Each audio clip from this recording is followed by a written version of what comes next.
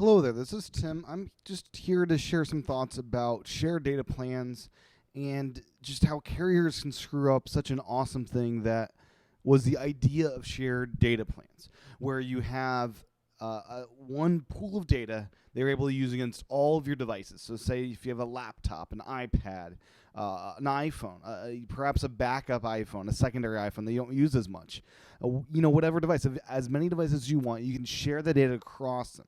This is great for gaming consoles like the PSP, the Vita, things like that. But we now know that the carriers have screwed this up in such a huge way that is so anti-consumer, wanting to actually use this service with as many devices as you own. Because what they've done is AT&T has implemented, and Verizon has done the same, that you have one pool of data, but for every device you want to add, that'll be a charge. For phones, it'll be about $45, $40, or $30, somewhere in that range. For other devices, it ranges from $10 all the way up to $30. For just like tablets and gaming devices, that's $10. Laptops, things like that, $20. And this is just to add a device to your plan.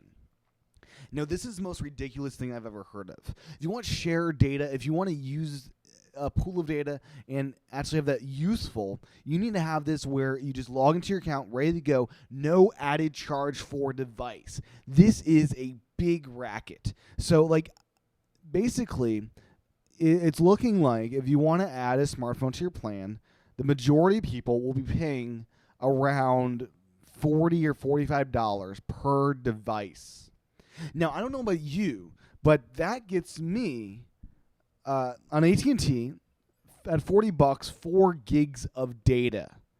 Now, you have to pay $70 on top of that to have 4 gigs of data.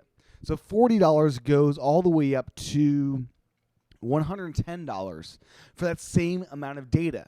But basically, they give you the luxury of being able to spend more money to have more devices on their plans.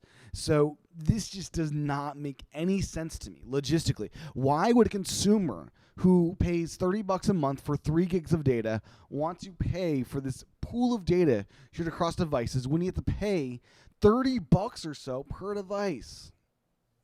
It is so cost prohibitive at that point, it's not worth doing.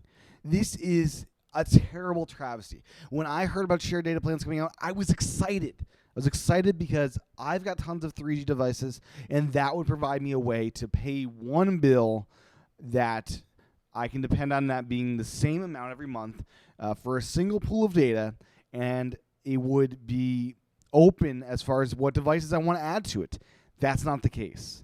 This is a terrible thing AT&T and Verizon is doing, and it's just one of the things that you're able to do as a monopoly. You're able to not look out for the consumer, and you're able to do things that people just don't like this.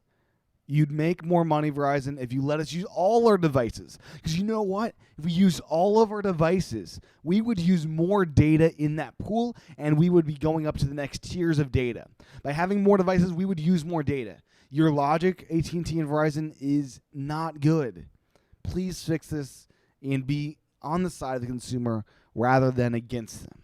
So this is my just thoughts on shared data plans and why they are so messed up.